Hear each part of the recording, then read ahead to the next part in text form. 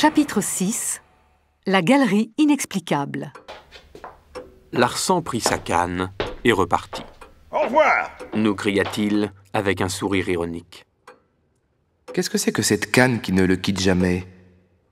Il semble y attacher une grande importance.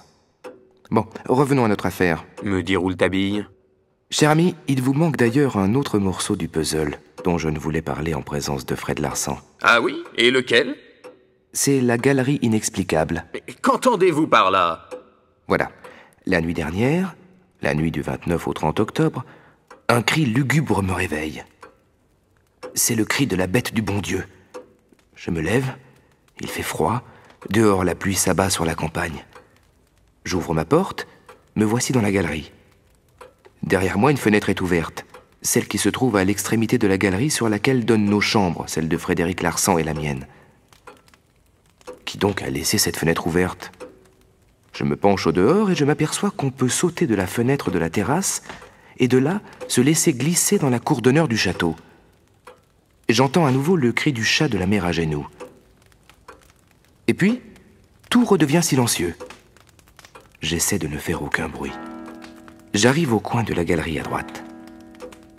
Quelque chose me pousse vers la chambre de Mademoiselle Stangerson et sur le sol, j'aperçois des marques de pas et je constate qu'il s'agit des pas élégants de l'assassin.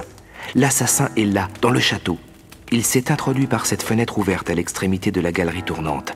Il est passé devant la chambre de Frédéric Larsan, devant la mienne, a tourné à droite dans la galerie droite et est entré dans la chambre de Mademoiselle Stangerson. Et alors? Que s'est-il passé? Qu'avez-vous fait? J'arrive devant la porte de la chambre de Mademoiselle Stangerson. Je pousse la porte de l'antichambre sans faire de bruit. Je vois de la lumière, mais je n'entends aucun bruit. Ne me faites pas languir. Qu'est-il arrivé? Dans le boudoir, tout est silencieux. Je conclus donc que l'assassin n'y est pas entré.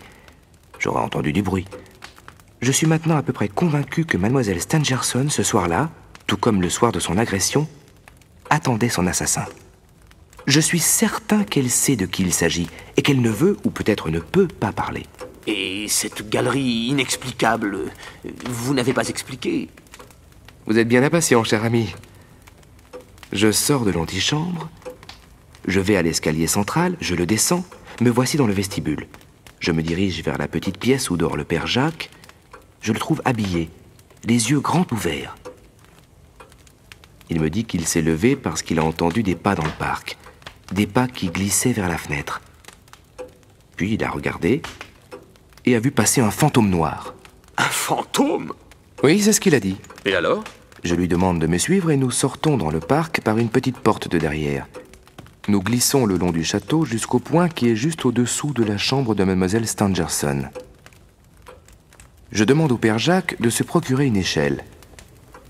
Quand il revient, il est bouleversé parce que l'échelle du débarras a disparu et que quelqu'un s'en est servi pour pénétrer dans la galerie tournante.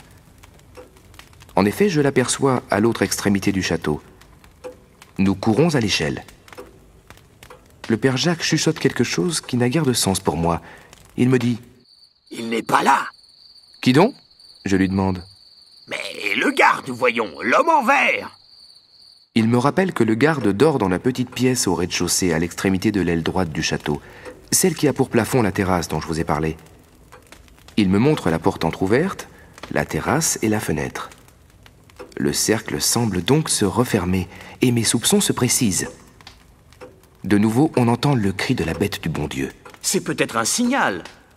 C'est justement ce que j'ai pensé. Je grimpe avec précaution à l'échelle et tout à coup je le vois. Mais vous voyez qui? Lui, l'assassin. Il est assis au petit bureau de Mademoiselle Stangerson et il écrit. J'envoie le père Jacques réveiller Monsieur Stangerson. Quant à moi, j'appelle Frédéric Larsan. Il m'ouvre, les yeux gonflés de sommeil, il prend son revolver. Nous nous assurons que toutes les fenêtres sont bien fermées. Il ne peut nous échapper désormais.